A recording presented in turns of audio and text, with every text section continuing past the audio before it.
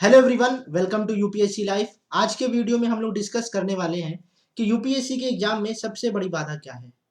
क्योंकि हम इस बात को जान नहीं पाते हैं कि यूपीएससी की तैयारी जिस रास्ते पर हम कर रहे हैं, क्या वो सही रास्ता है या नहीं। अगर वो सही रास्ता है तो क्या हमें सफलता मिलेगी या नहीं मिलेगी। क्योंकि कोई ज़रूरी नहीं है कि जिस रास्ते पर हम चल रहे हों उस रास्ते से हमें सफलता मिलेगी। तो हम उन सारे बिंदुओं पर आज डिस्कस करेंगे जो हमारे एग्जाम में सबसे बड़ी बाधा है।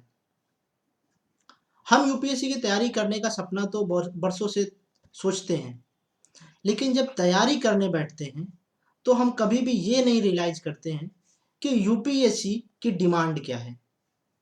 यूपीएससी की डिमांड है कि वो व्यक्ति पूरी तैयारी फोकस के साथ कर सके।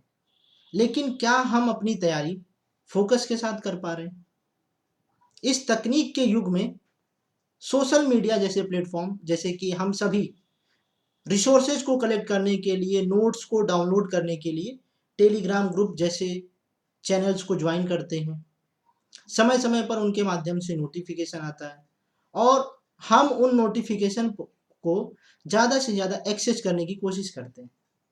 उन सब से क्या होता है, हमारी जो कंसंट्रेशन पावर है वो कमज़ोर होती चली जाती है।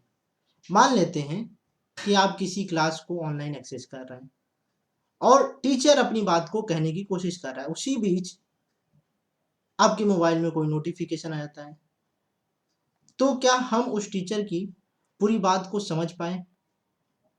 और अगर नहीं समझ पाए तो उस लेक्चर में दिया गया समय क्या हमारी लाइफ में वो प्रोडक्टिव टाइम या क्वालिटी टाइम माना जाएगा?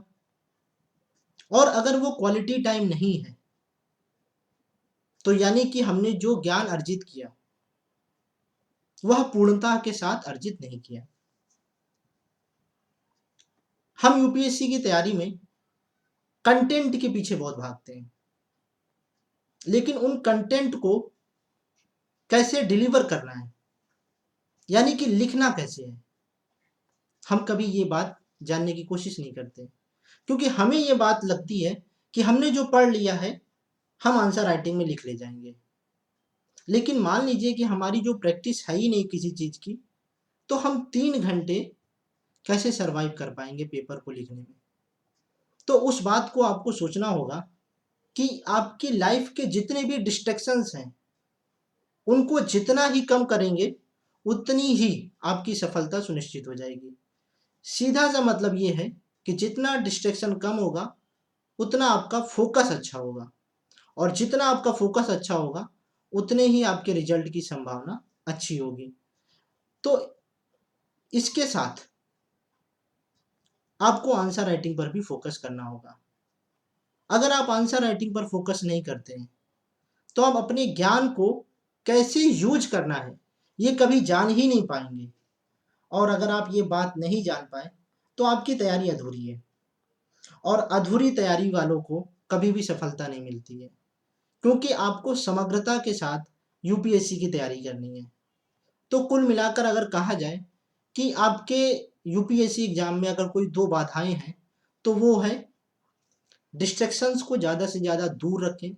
जितने भी डिस्ट्रैक्शंस हैं, चाहे वो सोशल मीडिया प्लेटफॉर्म्स हो, चाहे वो ज़्यादा से ज़्यादा नोट्स कलेक्ट करना हो, आप अपने रिसोर्सेज लिमिटेड रखिए और मैक्सिमम रिवीजन करने की कोशिश करिए। उसी के साथ आप आंसर राइटिंग पर ज़्यादा से ज़्यादा फोकस करिए। क्योंकि जो आपका ज्ञान है उसे आपको यूज करना भी आना चाहिए। क्योंकि शब्द सीमा के द्वारा आपको अपने ज्ञान का इम्प्लीमेंटेशन करना ये बहुत बड़ा चैलेंज है।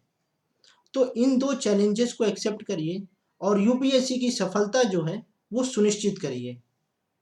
अगर आपको किसी भी प्रकार की कोई भी प्रॉब्लम आ रही है यूपीएससी की प्रिपरेशन से रिलेटेड, तो आप कमेंट सेक्शन में हमें बेहिचक बता सकते हैं और हम आने वाले समय में उसके ऊपर वीडियो ज़रूर बनाएंगे।